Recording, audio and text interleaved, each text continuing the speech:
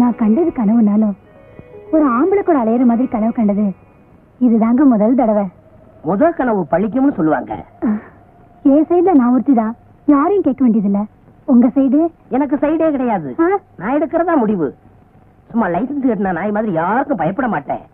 நாய்கள்ல எத்தனையோ வகை உண்டு, அதுல ராஜபாளைய நாய் இருக்கேன். ஏண்டி எதுக்கு எடுத்தாலும் உதாரணத்துக்கு நாயே இருக்கிறீங்க? ஏன் பிடிக்காதா? இல்லைங்க, உங்களை மாதிரி ஒரு நாய்க்காரர் இருக்கானே, அவன் ஞாபகம் அடிக்கடி வருது. நன்றினா நாயை வச்சுதான் சொல்ல முடியும், அதுக்காக தான் சொன்னேன். நம்ம முகூர்த்தத்தை எங்கெங்க வச்சுக்கலாம்? பப்ளிக்கா வேணாம், ரிஜிஸ்டர் ஆபீஸ் வச்சுக்குவோம். அரே, நீங்கள் எங்கே வேணாலும் வச்சுக்கலாம், அதை பத்தி காணுக்கு கவலை இல்லை. நிம்மல் நம்மளுக்கு அசலும் வட்டியும் கொடுக்கறான், பின்னாடி தாலி கட்டுறான். பின்னாடி தாலி கட்டணும், முன்னாடி தாலி கட்டணும். ஒரு பொண்ணு ஒருத்தன் நினைச்சு கனவு கண்டா அடுத்த ஒதுக்கிறோம், அதான் நம்ம தமிழ்நாட்டு பண்பாடு. அது எங்க காபூலே இல்லை. நிம்மல் காத்தடிக்க வந்தான், நம்ம கடியே வச்சு கொடுத்திருக்கான். முதல்ல எனக்கு அசலும் வட்டியும் கொடுக்கறான், அப்பாலே ஒதுங்கிக்கிறான். கொஞ்சம் இப்படி வர்றான். சரி போறான். என்னடா மிரட்டுற? நீ என்ன வேஷம் போட்டுக்கிட்டு ஜனங்களுக்கு வட்டி குடுக்கறன்னு வெளியே தெரிஞ்சா என்ன ஆகும்? இங்க மட்டும் என்ன வாழுது? இந்த வேஷத்தை நான் வெளியே சொன்னா கடைசி வரைக்கும் கல்யாணமே ஆகாம பிள்ளையார் மாதிரி நீ உட்கார வேண்டியிருக்கும். அட போட, இந்த பொண்ணு இல்லாட்டா வேற பொண்ணு. ஆனா உன்னை பத்தி ஊருக்குள்ள சொன்னா கொடுத்த பணத்துல ஒரு பைசா கூட வராது. அப்புறம் சோத்துக்கு சிங்கி அடிக்கணும். பணம் என்ன போறியா, சிங்கி அடிக்க போறியா? சரி சரி, உன்னை பத்தி நான் வெளியே சொல்லல. உன்னை பத்தி நான் வெளியே சொல்லல.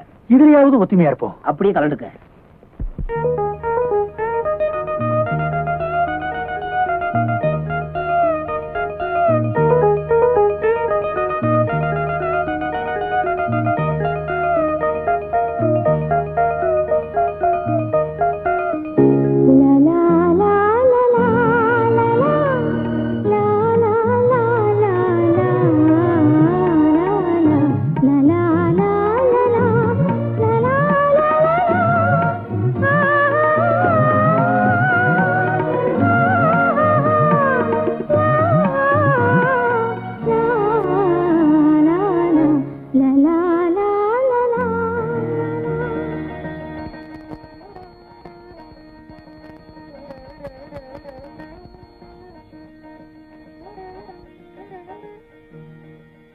அபிராமி அந்தாதி சொல்லுமா.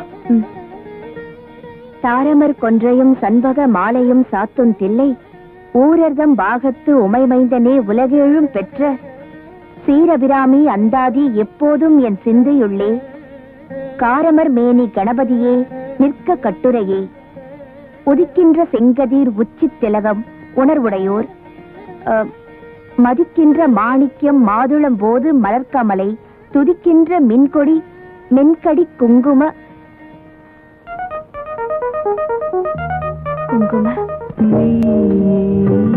ஒரு குங்கும குடம் அதில் நான் குளிக்கலாமா? நீ பிறக்கும் போதே பிருந்தாவனம் அதில் பூ பறிக்கலாமா? அந்த நட்சத்திர பூவை பறித்து உனக்கு சுட சுட சுடவா? இனிமேல் உன் அழகு பெயரை யாராவது அழுத்தி உச்சரித்தாலும் அழுது விடுவேன். நீயொரு குங்கும குளம் அதில் நான் குளிக்கலாமா? நீ பிறக்கும் போதே பிருந்தாவனம் அதில் பூ பறிக்கலாமா? ஒண்ணு இல்லப்பா, கவிதை ஞாபகம் வந்துருச்சு. புரியுதுமா, உன் மனசுல இருந்த அம்மன் வெளியேறிட்டா, சிவா குடியேறிட்டான்.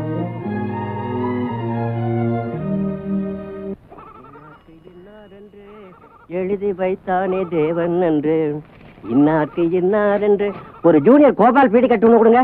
இருங்க வாரேன். அடடே சம்பந்தம் தம்பி, சவிக்கமா? வாங்க அம்மன். நல்லா இருக்கேன், நீங்க எப்படி இருக்கீங்க? நல்லா இருக்கேன் தம்பி. எனக்கு ரொம்ப நாளா ஒரு சந்தேகம். என்ன? நீங்க கல்யாணம் தரகுது, உங்களுக்கு எப்படி எம்என் பேர் வந்துச்சு? என் பேர் எம் நாகராஜன், அத சுருக்கமா எம் அப்படின்னு வச்சுக்கிட்டேன். அது போக போக எமன் ஆயிடுச்சு. அதான் ஒரு கையில பாச கயிறையும் ஒரு கையில தாலி கயிறையும் வச்சுட்டு அலைஞ்சுக்கிட்டு இருக்கீங்க. என் தொழில் அப்படி. இப்ப யாரு கயிறு வீச போறீங்க? உங்க அப்பாவுக்கு தான். தம்பி, பொண்ணுக்கு மாப்பிள்ளை பார்க்க சொல்லி அப்பா சொன்னாரு. யாருக்கு? உங்க தங்கச்சிக்கு. அதான் போட்டோ எல்லாம் கொண்டு வந்திருக்கேன், நீங்களே பாருங்களேன். வெளிமாநிலத்து மாப்பிள்ளையா பார்க்க சொன்னாரு. கல்கத்தா, டெல்லி, பாம்பே, இப்படி. எப்படி போட்டோலாம் ரொம்ப நல்லா இருக்கு. எனக்கு தெரியும் தெரியும். எந்த போலீஸ் ஸ்டேஷன்ல பிடிச்சீங்க? தம்பி எல்லாம் பெரிய இடத்து பிள்ளைங்க தம்பி. என் தங்கச்சிக்கு மாப்பிள்ள பார்த்தாச்சு. இந்த மாதிரி போட்டோலாம் எடுத்துட்டு என் வீட்டு பக்கம் வந்தா இந்த அங்க வஸ்திரத்துல ஒண்ணு விட்டு. தம்பி தம்பி என்ன விட்டுங்க தம்பி. எனக்கே இப்பதான் பொண்ணு பாத்துக்கிட்டு இருக்கேன். ஓட ஓட ஓட. இந்தாங்க வீடு. வீடு வேணாம் போடு.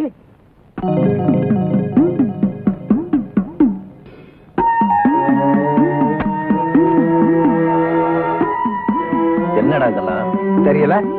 துளசிக்கு கல்யாணம் பண்ணி வைக்கணும்ன்றதுக்காக தரகரை வச்சு பம்பாயிலையும் கல்கத்தாவிலையும் மாப்பிள்ள தேடினீங்களே, ரகசியமா அவனுங்களோட போட்டோ. நான் சந்தேகப்பட்டது சரியா போச்சு. துளசிக்கு கல்யாணம்னு ஒண்ணு நடக்கணும்னா அது சிவாவோட தான். நீங்க பேச்சு மாறினீங்க, நான் மிருகமா மாற வேண்டியிருக்கும். இப்படி எல்லாம் பேசிட்டு இன்னும் என் முன்னால நீ நிக்கிற. என்ன செய்யறது? எனக்கு மகனா பிறந்து தொலைஞ்சிட்ட நீ. நம்ம கையில எதுவும் இல்லடா. எழுதி வச்சபடிதான் எல்லாம் நடக்கும். அந்த காலத்து பெரியவங்க ஒன்னும் அறிவில்லாதவங்க இல்ல. விளக்க மாடத்துலதான் வச்சாங்க. விளக்க மாத்தா மூளையில தான் போட்டாங்க. படிச்சு பட்டம் வாங்கினா மட்டும் அவன் ஐயாவுக்கு சமமா ஆயிடுவானா? குலத்தடவை ஆகுமாம் குடம்னு சும்மாவா சொல்லிருக்காங்க? களி முத்தி போச்சு. அதுதான் இப்படி அக்கிரமம் எல்லாம் நடக்குது. செருப்ப வாசல்ல தான் கட்டி விட்டாங்க. கூட வரைக்கும் கொண்டு போகல. நாளைக்கு இந்த கல்யாணம் மட்டும் நடந்துச்சுன்னா அப்புறம் ஐயாவை இந்த ஊர்ல யாரு மதிப்பாங்க? யார் அவர் கையால விபூதி வாங்கிக்குவாங்க? அதுவும் நடக்கும். அதுக்கு மேலையும் நடக்கும். கோவில் குத்து விளக்குல வவ்வால் தொங்கும். உண்டியலுக்குள்ள பாம்பு நெளியும்.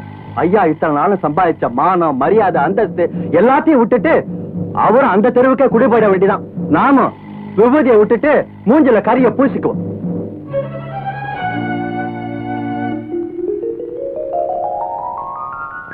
அத்தா, உங்க கை ரெண்டையும் தடவி பார்க்கும் போது ஹீரோ சைக்கிள் ஹேண்டில் பார் மாதிரி இருக்கு. உங்க முதுக தடவி பார்த்தா ராலி சைக்கிள் குஷன் சீட் மாதிரி இருக்கு. உங்க மூக்கு மில்லர் டைனமோ. உங்க கண்ணு அதுல எரியற பல்பு. உங்க உதட ரெண்டு பிரேக். மொத்தத்துல என்ன ஹீரோ சைக்கிள் சொல்ற? நீங்களே ஹீரோ தானே? நீ மட்டும் என்ன கண்ணே? எச்சில் நக்கிற பிச்சைக்கார நாய் இல்ல. பண்ணும் பாலும் சாப்பிடுற பங்களா நாய். வேன்ல ஏத்துற வெறி நாய் இல்ல. கார்ல போற பாமரின் நாய். ஐயோ கர்மம் கர்மம். ஃபர்ஸ்ட் நைட் அதுமா ஏங்க நாயை சொல்லி வர்ணிக்கிறீங்க? எனக்கு அந்த நாய் பிடிக்கிற ஞாபகமாவே வருது. என்னமோ திடீர்னு வந்துருச்சு. இனிமே வர்ணிக்கவே மாட்டேன் கண்ணே. ஆமா, என்கிட்ட நீ எதை பார்த்து மயங்கின? அதுவா அதுவா அது ரஜினிகாந்த் மாதிரி இருக்கு உங்க அழகான தலைமுடிய பார்த்து. என்ன பார்த்தா ரஜினிகாந்த் மாதிரி இருக்கு? ஐயோ ஐயோ நாய் பிடிக்கிறேன் நாய் பிடிக்கிறேன் நாய் பிடிக்கிறேன். என்னை ஏமாத்தி கல்யாணம் பண்ணிக்கிட்டே நீ நல்லா இருப்பியா? என்ன பார்த்து ஆசை பார்த்து பேசினியே, உன் நாக்கு அழிஞ்சு போக. என்ன பார்த்து கண் அடிச்சு உன் கண்ணு அழிஞ்சு போக. கட்டையில போக. கட்டையில போக மட்டும் திட்டாத. ஆயமா சொல்றேன். கட்டையில போக கட்டையில போக கட்டையில போக கட்டையில போக. ஃபர்ஸ்ட் நைட் அது மாநாகிட்டே போயா வெளிய. கட்டையில போக. சாமி சாமி, என் குழந்தை உடம்புக்கு முடியாம இருக்கு சாமி. நீங்க வந்து விபூதி பூசி விடுங்க. 7 நாளா என் புள்ள கண்ணை திறக்க முடியாம கிடக்குது சாமி. சாமி, செய்யாத வைத்தியம் இல்ல, பார்க்காத டாக்டர் இல்ல.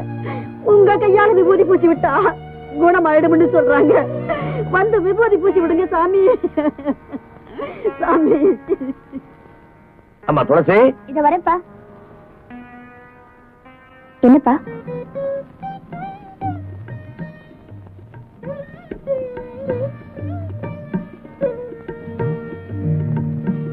அப்பா பூஜையில இருக்காரு, அதா பூசி விடு தாயி. என் குழந்தை உடம்பு நல்லா குணமாகணும்னு சாமியை வேண்டிக்கிட்டு உன் கையாலேயே பூசி விடு தாயி.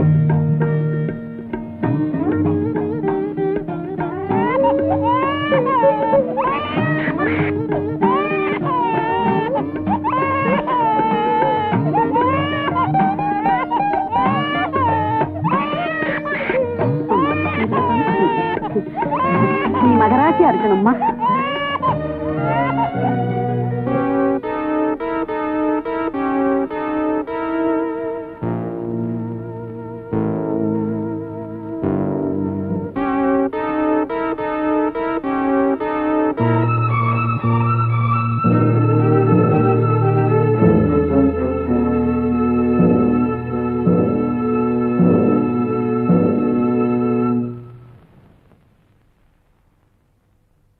கும்பிடுறேன் சாமி. சாமி, என் புள்ள பொழைச்சிருச்சு. 1000 வைத்தியம் பண்ணியும் ஆகல. உங்க பொண்ணு ஆத்தா மாதிரி வந்து விபூதி அள்ளி பூசிச்சு.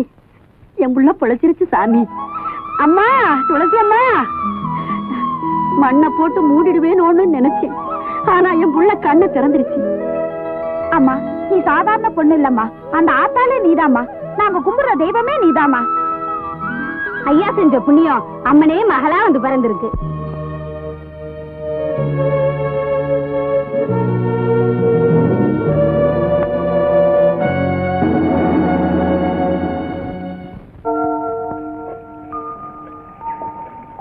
விவரம் தெரியுமா வேலம்மா?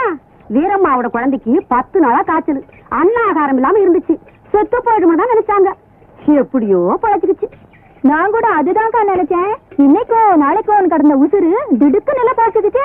இப்படி ஒரு அதிசயம் நடக்கணும் யார் தான்க்கா கண்டாங்க? அதிசயம் இல்லடி பின்ன. வீரம்மா தான் குழந்தை தூக்கிட்டு சாமி வீட்டுக்கு போயிருக்கா. சாமி மக துளசி தான் கையால விபூதி பூசி விட்டுருக்கு. வீட்டுக்கு வரத்துக்குள்ள பாரு, ஜுரம் சரசரன்னு இறங்கிருச்சு. புள்ள கண்ணு முழிச்சு பால் கழுதுட்டு இருக்கான். இனிமே நமக்கு ஏதாவதுன்னா வைத்தியர்கிட்ட போக கூடாது. துளசி கிட்ட போய் விபூதி வாங்கினா எல்லாம் சரியா போகும். அவ நம்மள மாதிரி பொம்பளை இல்லடி, அவகிட்ட ஏதோ சக்தி இருக்கு.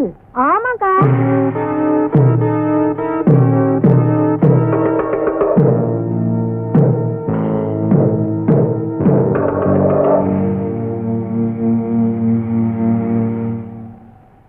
கட்டையில போறவன் இவன் என்ன ஏமாத்தி கல்யாணம் பண்ணிக்கிட்டா. இவனோட வாழறதுக்கு நான் தயாரா இல்ல. என்னம்மா தப்பு செஞ்சான் இவன்? 5 பஞ்சாயத்துக்கு ஆபீசர்னு போய் சொன்னான். இவன் வழக்க மண்டியில இதை மாட்டிக்கிட்டே என்ன ஏமாத்திட்டான். அத கொண்டா இப்படி. ஏன்பா, என்னப்பா இது? இது டோப்பா முடி சாமி. இத போட்டுக்கிட்டா ஈர மாதிரி இருக்கும். ஓஹோ, அப்ப சரசு சொல்றதெல்லாம் உண்மைதானா? ஆமாங்க சாமி. 1000 பொய் சொல்லி ஒரு கல்யாணத்தை முடிப்பாங்கன்னு பேரு. நான் ஒரே ஒரு பொய் சொல்லி தானே கல்யாணத்தை முடிச்சேன். முருகனே வள்ளிய நரச்சதல டோப்பா வச்சுதான் கல்யாணம் முடிச்சாரு. வள்ளியே தப்பா எடுக்கல. ஆஃப்டர் ஆல் இவன் என்ன சாமி? அதுவும் சரிதான். ஏண்டா, உனக்கு வழக்கமண்டங்கிற உண்மையை சொல்லி அவளை பொண்ணு கேட்டுக்கலாம்ல? சாமி, எனக்கு வழக்கமன்றன்னு தெரிஞ்சா இவங்கள யாராவது எனக்கு பொண்ணு கொடுப்பாங்களா? பொதுவா நீங்க கொடுப்பீங்களா? அதை எப்படி நான் சம்மதிப்பேன்? நீங்களே சம்மதிக்க மாட்டேங்கிறீங்கல்ல, அவ எப்படி சம்மதிப்பா? உங்க பொண்ணோட அழகா இருக்கா. நீ மேட்டருக்கு வா. என் பொண்ணெல்லாம் இழுக்காது. சாமி, நான் ஒண்ணு இவளை ஏமாத்தல. இவ கடைக்கு வரவங்க எல்லாம் இவளை ஏமாத்தி இவ வாழ்க்கையை கெடுக்க பார்த்தாங்க. அவங்கள்ட்ட இருந்து காப்பாத்தி நான் கல்யாணம் பண்ணேன். இது தப்பா? அது எப்படி தப்பாகும்? எவ்வளவு பெரிய தியாகம் பண்ணிருக்க நீ. அம்மா, ஏதோ உன் மேல இருக்கிற ஆசையில ஒரு பொய்ய சொல்லி கல்யாணத்தை பண்ணிக்கிட்டான். இந்த தலைமுடிய பெருசா நினைக்காம ஒழுங்கா அவனோட குடும்பம் நடத்து. சரிங்க, பெரியவங்க நீங்க சொல்றதுக்காக நான் ஒத்துக்கிறேன். ஆனா 2 கண்டிஷன். என்னம்மா அது? இந்த வழக்க மண்டையோட இனிமே அவரை முன்னாடி வரக்கூடாது. எப்போ டாப்பாவோட தான் இருக்கணும். 2, இனிமே அவர் நாய் பிடிக்கிற வேலையை செய்யக்கூடாது.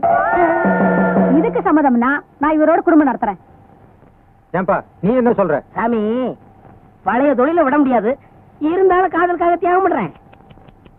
என்ன கூப்பிடுறீங்க? மொத்தமா வந்துற போகுது.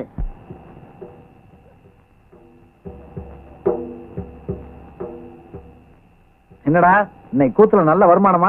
படு குஷியா இருக்க? இல்லண்ணா, 4 நாளா கூத்துக்கே போகல. கூத்துக்கே போகலையா? என்னடா சொல்ற? காலையில இருந்து நாங்க யாருமே சாப்பிடலண்ணா. சாப்பிடலையா? ஏமா? ஊர்ல நடக்கிறது உனக்கு எங்கேயே தெரிய போகுது? பொன்னி செத்ததுல இருந்து நீதான் அந்த கிணத்தடியிலே உட்கார்ந்து கிடக்குறியே.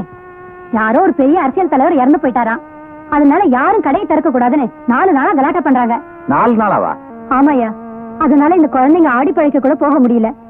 3 நாளா எப்படியோ சமாளிச்சாச்சு. கையில காசு இருந்தா கூட கடை திறந்திருந்தாதான் ஏதாவது வாங்கி திங்க முடியும். தலைவர் இறந்துட்டா இப்படியா? அந்நாடு காட்சியில பொழைக்க விடாம அநியாயம் பண்றது. ரஷ்யாவுல ஒரு தலைவர் இறந்துட்டாமா, எல்லாரும் ஒரு 5 நிமிஷம் மௌனமா இருப்பாங்க. அதுக்கப்புறம் அவங்க வேலையை பார்க்க ஆரம்பிச்சிருவாங்க. நம்ம நாட்டுல ஒரு தலைவர் இறந்துட்டா 5 நாள் விடாம கடை அடைக்க சொல்லி சோடா பாட்டில் வீசி ரவுடித்தனம் பண்றாங்க. இதனாலதான் இந்தியா சுதந்திரம் வாங்கி 40 வருஷம் ஆகியும் இன்னும் முன்னேறாம கிடக்கு. நாட்டு முன்னேற்றத்தை பத்தி அப்புறம் பேசலாம். முதல்ல இந்த குழந்தைகளோட பசியை தீக்கணும். உன் வீட்டுல ஏதாவது இருக்கா? பானையில கொஞ்சம் அரிசி இருக்கு. கஞ்சி ஆச்சு, முதல்ல அவங்களுக்கு ஊத்து. அப்பாடா, பசிக்கு ஆச்சு. நாளைக்கு எப்படி கடை திறந்துருவாங்க? திறந்துருவாங்க. ஆனா இன்னைக்கு ராத்திரி எந்த தலைவனும் செத்து தொலைக்காம இருக்கணும்.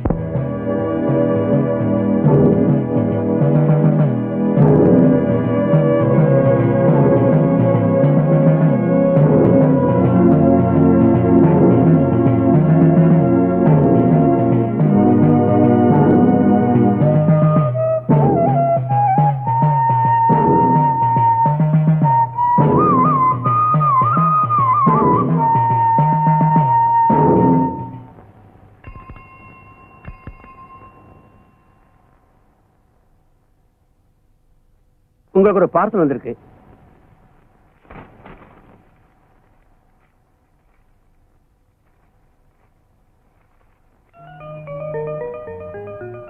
என் ஜீவ காதலி துளசிக்கு உனது பெயரையே உச்சரித்துக் கொண்டிருக்கும் சிவா எழுதுகிறேன். உனக்கு நான் அணிந்து அழகு பார்க்க நினைக்கும் ஆடையை அனுப்பி இருக்கிறேன். பின் குறிப்பு: இந்த ஆடையின் ஒவ்வொரு நூலிலும் என் முத்தத்தை சேர்த்து தைத்திருக்கிறேன். இப்படிக்கு தினந்தோறும் ஸ்ரீ துளசி ஜெயம் எழுதி கொண்டிருக்கும் உன் அன்பு சிவா. சாமி, ஏயா எங்களை பார்த்தா சாமியா தெரியலையா? அதுதானே.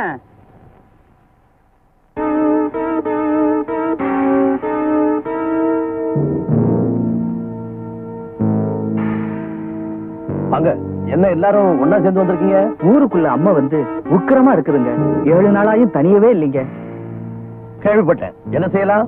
சுத்தபத்தமா இருக்கிற ஒரு கன்னி பொண்ண பால் குடம் எடுக்க சொன்னா ஆத்தா கோபம் தனியுன்னு 8 பட்டரையும் நினைக்குதுங்க.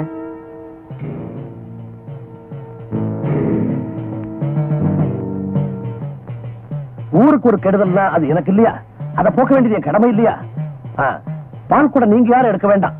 அம்மன் அம்சமாவே இருக்கிற என் மகளையே நான் எடுக்க சொல்றேன். அவ மாத்திரம் பால் குடம் எடுத்தான்னா அவ தலையில இருந்து பால் குடம் இறங்குறதுக்குள்ள உடம்புல இருந்து அம்மன் தானா இறங்கிடும். நாங்க என்ன நினைச்சு வந்தோமோ அதை நீங்களே சொல்லிட்டீங்க சாமி. எல்லாரும் நல்லா இருங்க. நம்ம கையில என்ன இருக்கு? எல்லாம் எழுதி வச்சபடிதான் நடக்கும்.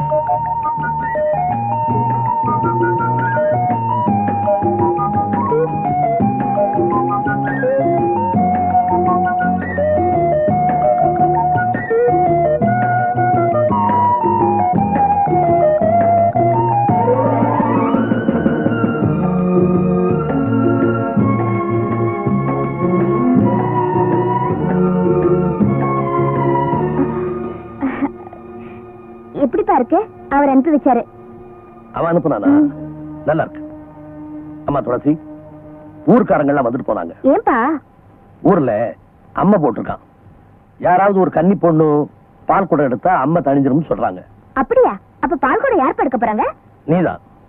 நீதான் எடுக்கணும்னு ஊர்க்காரங்க எல்லாம் சொல்றாங்க. என்னப்பா இது? இந்த ஊர்ல என்ன தவிர வேற கன்னி பொண்களே இல்லையா? அப்படி இல்லம்மா, உங்ககிட்ட அம்மன் சக்தி இருக்கிறதாக அவங்க சொல்றாங்க. நீ பால் குடம் எடுத்தா உடனே பலன் கிடைக்கும்னு அவங்க நம்புறாங்க. என்னப்பா இது? சுத்த முட்டாள்தனமா இருக்கு. என்கிட்ட அம்மன் சக்தி இருக்குன்னு சொல்லிக்கிட்டு இதுக்கெல்லாம் நான் சம்மதிக்க மாட்டேன். அப்படியெல்லாம் சொல்லாதம்மா, அது தெய்வ குத்தம். உனக்கு அம்மன் சக்தி இருக்கிறதாக ஊர் ஜனங்க மாத்திரம் இல்ல, நான் கூட நம்புறேன். ஊர் நன்மைக்காக ஒரு பெண் பால் குடம் எடுக்கணும்னா அது போன ஜென்மத்துல செஞ்ச புண்ணியம்மா. அந்த புண்ணியம் கல்யாணத்துக்கு கூட கை கொடுக்கும்.